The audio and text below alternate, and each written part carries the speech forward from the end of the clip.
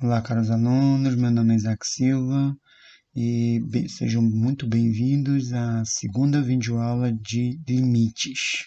Nós estamos trabalhando limites de funções de uma variável real a valores reais. E na aula passada, vocês acompanharam as primeiras ideias intuitivas de limite, trabalhando com essa tabela numérica, de valores numéricos, e uma análise gráfica de quando tento explicar o que é o limite de uma função. Então, eu tenho a função f de x igual a x ao quadrado menos x mais 2. É uma função quadrática e nós analisamos o comportamento dos valores de f de x quando o x está próximo, suficientemente próximo do 2, tanto pelo lado esquerdo, por valores menores que 2, quanto pelo lado direito, valores maiores que 2, aqui perto do ponto H. Então, o x é esse eixo das abscissas e o f de x é o eixo das ordenadas. Então, nós analisamos e vimos que, à medida que o x se aproxima de 2, o f de x se aproxima de 4.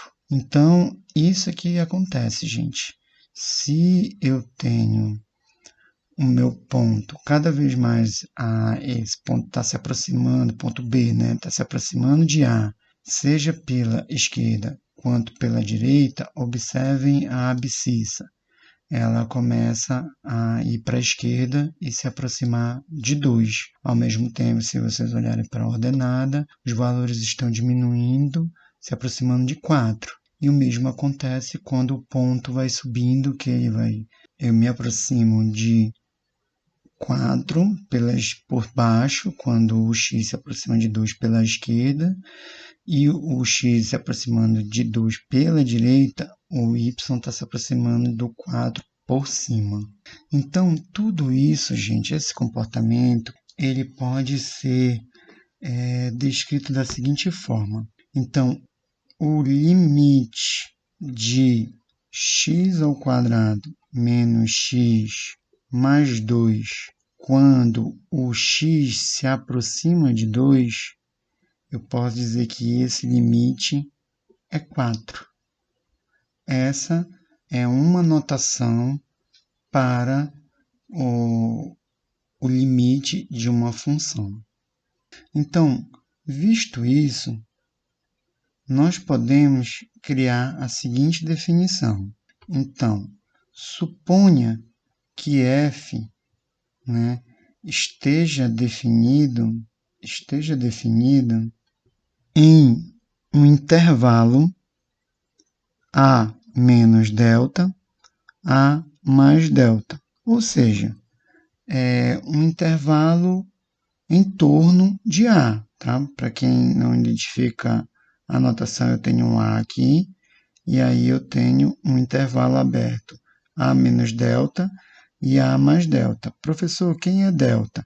Delta é um valor real positivo qualquer. Bom, então eu preciso que a minha função f esteja definida no intervalo aberto, com centro no ponto A, que é o ponto de estudo. A f ela não precisa estar definida em A.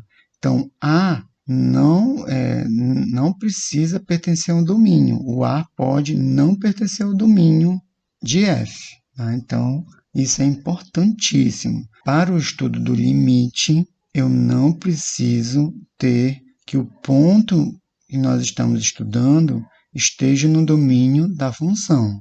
Então, nessas condições, eu posso escrever limite de f de x é igual a L, quando x tende a A. E isso acontece quando?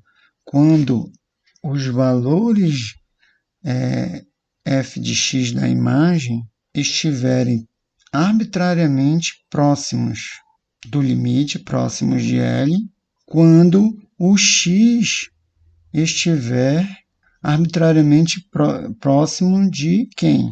Quando o x estiver próximo de A. Mas eu tenho que estudar sempre um x diferente de A. Eu não vou estudar o limite com x igual a A. Não faz sentido. Não, a definição ela não fica precisa quando o x puder ser A. Então, eu vou trabalhar sempre com x diferente de A. Então, existe essa notação que eu já mostrei para vocês, limite de f de x quando x tende a A é igual a L, mas existe também a notação f de x tende a L quando x tende a A. Então, essa setinha ela tem o sentido de tender, tende. Então, eu nunca considero x igual a A para estudar o limite. Então, isso é muito importante.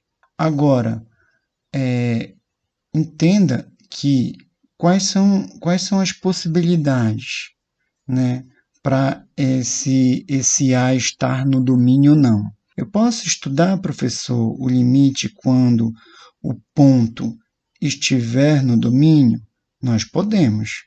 Então, se eu tiver aqui A e eu pegar a imagem do A, ele vai ser L. Se o A estiver no domínio e a função, né, estiver definida em A, então eu tenho essa situação. O ponto A, e aí a imagem do A vai ser o limite. Mas pode acontecer de ter a seguinte situação. Eu estou estudando a função, mas no momento que eu tenho o valor de f de A fora da curva, o que acontece?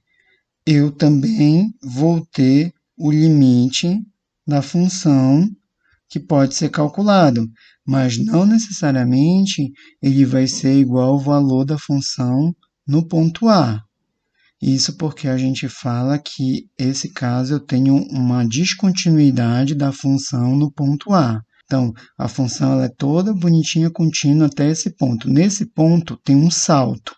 O valor da função é esse ponto escuro aqui em cima. Aqui não acontece, só que da mesma forma eu consigo calcular o limite, que vai ser justamente esse ponto aqui, que não coincide com f de A, mas eu consigo também definir f num intervalo. Por isso a importância de que o A ele está no domínio, mas não tem obrigatoriedade dele ser igual ao valor da imagem de A. E uma outra situação ainda mais interessante é que eu posso ter simplesmente que o A não está no domínio. Eu não sei se vocês lembram, mas no vídeo passado eu fiz a situação da função seno de x sobre x. Então vejam a aula passada. Por quê? Porque eu estudei essa função aqui, o comportamento quando x estava próximo de zero. Não era igual a zero, porque o x igual a zero não pertence ao domínio. Então, eu não tenho esse ponto no domínio, porém, eu consegui obter o valor da função nas proximidades de zero. Então, esse caso aqui acontece bastante. Eu tenho e A não pertence ao domínio, ou seja, eu tenho um buraco no gráfico da função, mas mesmo assim eu posso encontrar o valor do limite L dessa função quando o x tende a A. Tudo bem? Então, é muito importante que vocês entendam a situação do limite no caso em que eu tenho o A estando ou não no domínio. E também, se ele estiver no domínio, ele não necessariamente precisa ser igual à imagem do ponto A, o f de A. Eu vou falar um pouco sobre algumas propriedades do limite para que a gente possa calcular efetivamente o limite sem precisar de um gráfico ou precisar de uma tabela. Né? Com essas propriedades, a gente vai calcular o valor do limite de várias funções utilizando propriedades do limite. A primeira propriedade é quando eu quero calcular o limite de uma função constante. Então, essa daqui é o gráfico da função constante f de x igual a c. Então, quando eu quiser calcular o limite de f de x quando x tende a um valor a qualquer, o que vai acontecer? O limite f de x vai de c. O x ele pode tender para qualquer valor de a, gente. Que esse valor ele é constante, ele não varia com o valor de x. Então, para qualquer valor de x, o valor de f de x ele é sempre c. Então, o limite, qualquer que seja o ponto x aqui, né? x0, x1, x2, qualquer ponto, eu vou ter que o limite da função constante é sempre c. Não muda. Então, vão fixando isso na mente de vocês, esses casos bem particulares. Daqui a pouco vocês vão ver que vai acumulando e vai ficar bem mais interessante. Só com essas propriedades nós iremos calcular o limite de várias funções. Outro limite bem fácil é o da função f de x igual a x.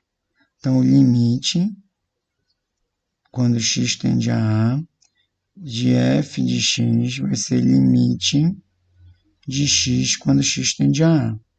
Ora, se a função f de x é igual a x e o x está tendendo a um valor a, então a f de x é igual a x, logo o x, que é a imagem, também está tendendo a a. Então o resultado desse limite é a. Por causa dessa tendência aqui, o x ele está cada vez mais próximo de a. Então, essa imagem aqui também vai estar próximo de a. Importante. E outra propriedade é quando f de x é igual a x elevado a n.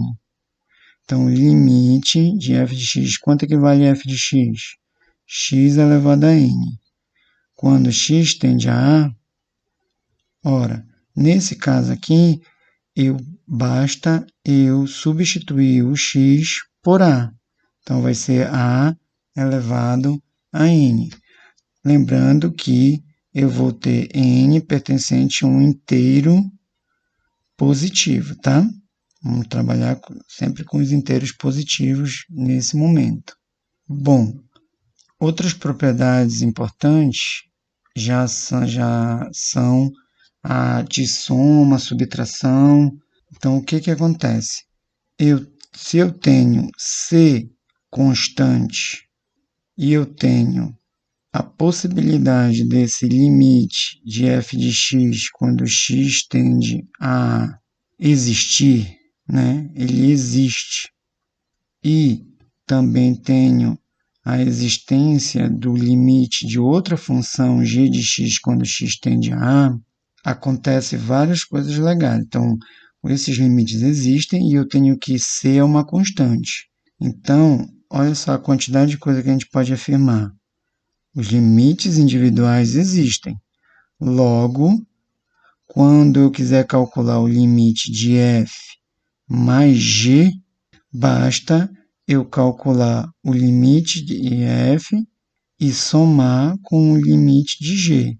Então, a gente fala que o limite da soma é igual à soma dos limites. Eu sempre tenho que colocar, gente, para qual ponto o x está tendendo. Tem que ser o mesmo das duas funções, tá? O x está tendendo a a. A pode ser qualquer ponto do domínio, tá? Desde que os limites de f e de g existam nesse ponto. Então, se vale para a soma, vale para a diferença. Limite de f de x menos g de x vai ser igual ao limite de f de x menos o limite de g de x, quando x tende a a. Então, vale para a soma e vale para a diferença. Limite da diferença de duas funções é a diferença dos dois limites.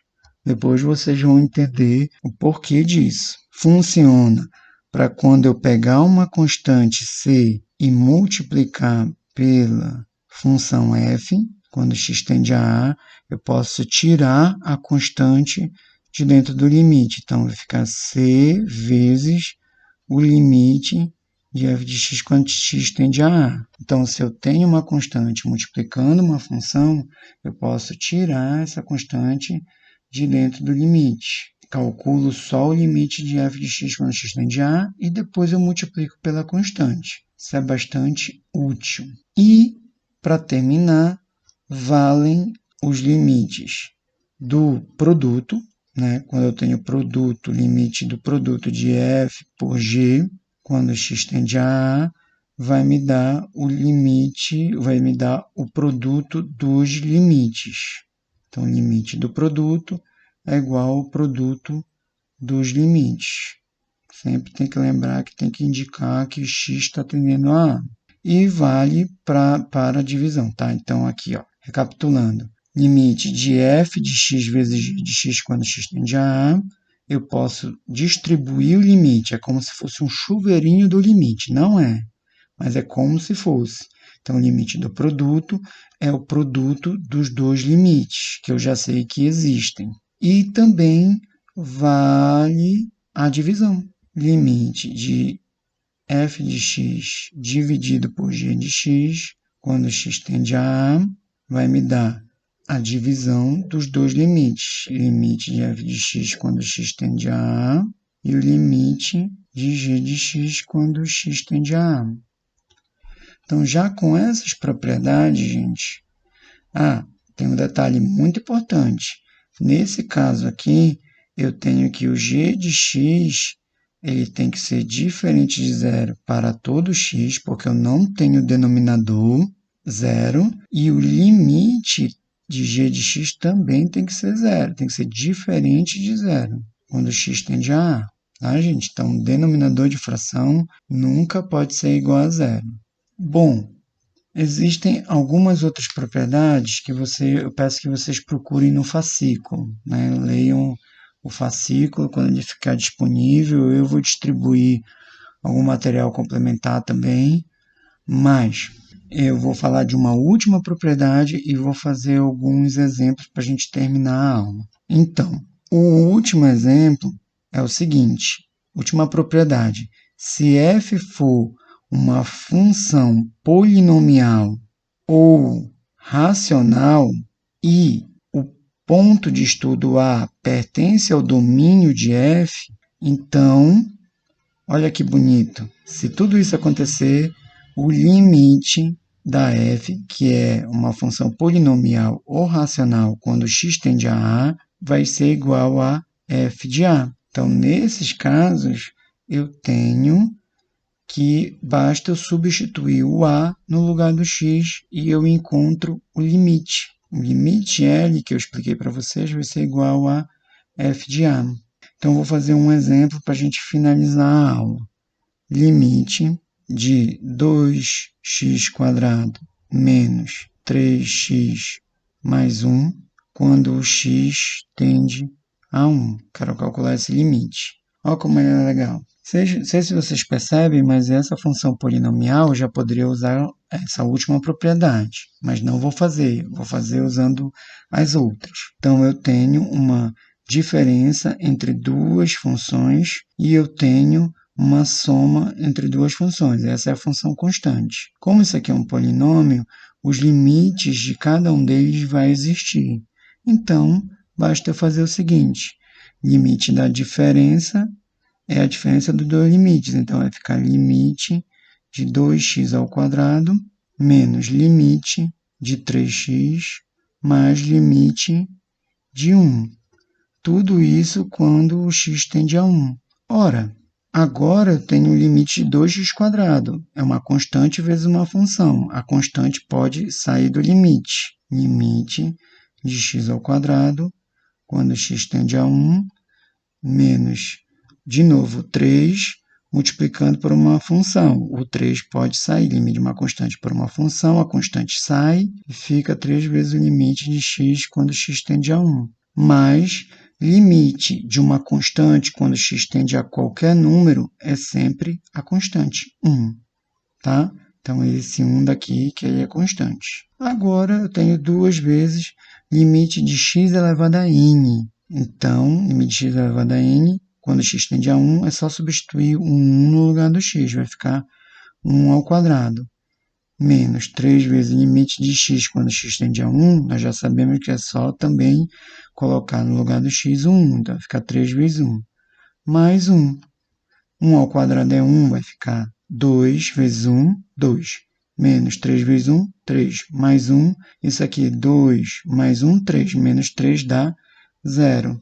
Então, o limite de 2x ao quadrado menos 3x mais 1, quando x tende a 1, é igual a 0.